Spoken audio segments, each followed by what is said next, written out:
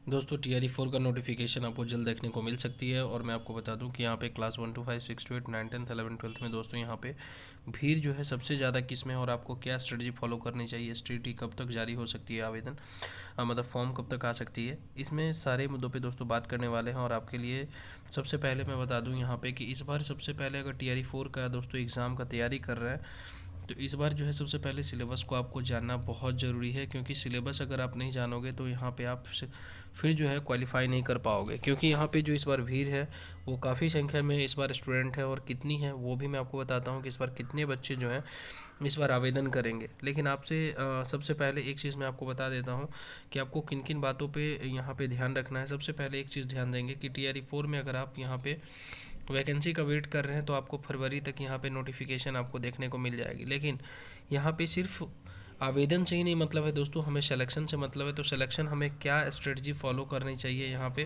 क्या क्या चीज़ को यहाँ पे फॉलो करना है। यहाँ पे देखिए, ध्यान दीजिए सबसे पहले कि अगर हम TRE 4 के लिए अगर तैयारी कर रहे हैं तो सबसे पहले हम क्या करना होगा दोस्तों, हमको सिलेबस को जानना बहुत ज़रूरी है।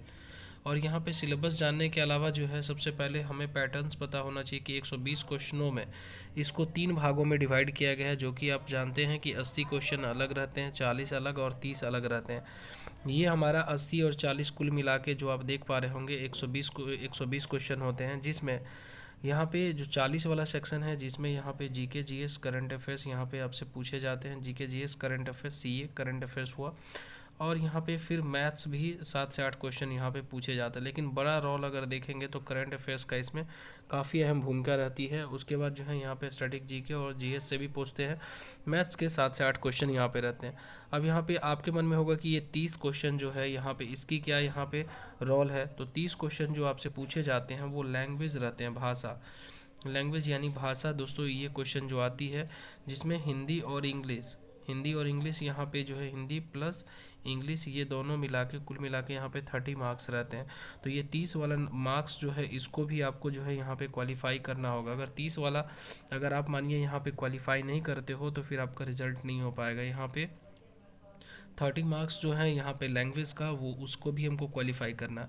अब यहाँ पे वैसे हिंदी में जो है ज़्यादातर इसमें जो है मतलब समास वेद ये सब जितने भी है मतलब आपसे लकार पूछते हैं। उसके बाद संधि विच्छेद एकाद ये भी रहते हैं। उसके बाद जैसे पर्यायवाची, ये इस तरह से कुछ आपको यहाँ पे 30 क्वेश्चन आपको देखने को मिलेगा, ठीक है ना। लेकिन अलंकार वगैरह से काफ़ी मतलब उसमें पूछे जाते हैं। उसके बाद जो है विलोम शब्द मतलब कई तरह के यहाँ पे जो है हिंदी में क्वेश्चन पूछे जाते हैं। तो इस सब को आप देख लीजिएगा। और यहाँ पे इंग्लिश में जो क्वेश्चन पूछे जाते हैं वो आपको फिल इन द ब्लैंक्स वाला रहता है कुछ, मतलब AND का प्रयोग क्या करेंगे। उसके बाद जैसे जैसे प्रीवियस अगर क्वेश्चन देखेंगे इंग्लिश में तो उसमें जैसे है कि मतलब जैसे कोई भी अगर हम किचन में अगर हम कोई भी चीज़ यूज़ करते हैं, किचन में अगर हम कोई भी चीज़ यूज़ करते हैं तो उसमें जैसे 3 4 वस्तुओं का नाम दे देगा आपको। जैसे उसमें जो है टैब दे देगा, मतलब नल दे देगा। उसके बाद फिर आपको जैसे जैसे मानिए कि फिर मतलब डिफरेंट टाइप की वस्तु जैसे आपको कुकर दे देगा।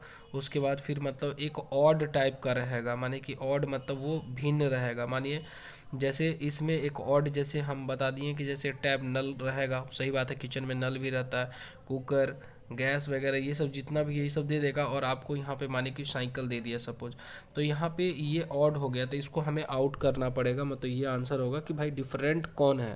तो इस सब चीज़ों को मतलब ध्यान में रखना होगा कि क्या मतलब यहाँ पे पूछा जा रहा है, उसके हिसाब से दोस्तों आपको आंसर देना होगा। तो इंग्लिश में इस तरह के AND वाला मैक्सिमम वो भी क्वेश्चन सब रहते हैं। अब हम बात करते हैं यहाँ पे कुछ रहेंगे आपको कॉरेक्ट वर्ड वाला भी, मतलब कुछ जो है कॉरेक्ट वर्ड आपसे पूछे जाएंगे कि इस शब्दों का जो है मतलब सही शब्द क्या है। आपको रॉन्ग वर्ड दिए रहेंगे और उसको सही वर्ड आपको कॉरेक्ट जो आंसर होगा वो देना रहेगा। तो ये लैंग्वेज में आपको हो जाएंगे, वहाँ से कंप्लीट कर लीजिएगा। उसके बाद हम बात करते हैं अब जो है इसमें सबसे पहले है कि 120 क्वेश्चनों अगर हमारे पास है तो हमें दोस्तों सबसे पहले NCERT को फॉलो इस बार करना है, ध्यान दीजिएगा। और आप लोग 2 4 नंबर से जिन लोग का भी रह गया है 2 4 10 नंबर से, तो इस बार जहां आपका सेक्शन वीक है उसको आपको कैसे इम्प्रूव करना है वो भी मैं आपको बताता हूँ। सबसे पहले एक चीज़ ध्यान दीजिएगा कि ये चीज़ जो है जहाँ हम माने कि किसी भी सेक्शन में, मानिए कि हमारा कोई सेक्शन है जैसे हम जीके सेक्शन में मेरा बहुत अच्छा परफॉर्मेंस है, साइंस में हमारा बिल्कुल यहाँ पे कम है, तो हम साइंस वाले सेक्शन को फिर से इम्प्रूव करेंगे और जीके को लेके ही चलना है। करंट अफेयर्स अच्छा है तो करंट अफेयर्स को भी देखना है, ये नहीं कि अगर वो अच्छा है तो उसको छोड़ दे, नहीं, उससे काफ़ी क्वेश्चन यहाँ से आते हैं, तो इस सब चीज़ों को आपको ध्यान रखना पड़ेगा। और सेट प्रैक्टिस जो है दोस्तों, आपको पैटर्न के अकॉर्डिंग आपको करना बहुत अति आवश्यक रहता है। अब हम यहाँ बात कर लेते हैं कि सबसे पहले आप क्या करिएगा, बीपीएससी का जो है यहाँ पे प्रीवियस ईयर मतलब पीवाईक्यू जो प्रीवियस ईयर क्वेश्चन है यहाँ पे टीआरई 1, 2 और 3 का, तो इसको सबसे पहले टीआरई 1, 2 और 3 ये क्वेश्चन डाउनलोड कर लीजिए और प्रिंट करके दोस्तों यहाँ पे टीआरई 1, 2 और 3 में जो है सबसे पहले ये देखिए कि यहाँ पे टीआरई 1, 2 और 3 में कॉमन टॉपिक क्या है, मतलब इसमें से सभी में क्या क्या कॉमन चीज़ पूछा गया है टॉपिक, और किस चैप्टर से यहाँ से सबसे तीनों में क्वेश्चन उठाया गया, उसको आप सबसे पहले सॉल्व करिए, जिससे कि आपको क्या होगा कि उससे बेहतर मार्क्स और आपका मतलब गुड स्कोरिंग आपका हो पाएगा। तो इसीलिए इस चीज़ को ध्यान रखिएगा और ये काफ़ी आपको हेल्पफुल आपके एग्ज़ाम के लिए होगा। जैसे यहाँ पे हर एक सेक्शन में क्यों पास करना यहाँ पे ज़रूरी है, देखिए यहाँ पे जैसे हिंदी का मैं रिज़ल्ट आपको दिखा रहा हूँ, देखिए कट ऑफ मार्क्स है, पार्ट 3 है, पार्ट 1 है और यहाँ पे डेट ऑफ बर्थ है।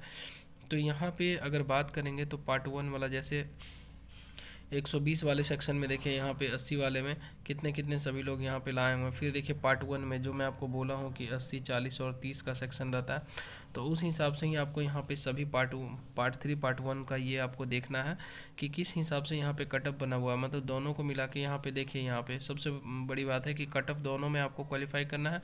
बाकी फाइनल स्कोर कार्ड जो आपका ये फाइनल कटअप ये वाला है रिजल्ट का, इतने पे इनका सिलेक्शन हुआ, ठीक है, तो इस चीज़ को ध्यान रखेंगे।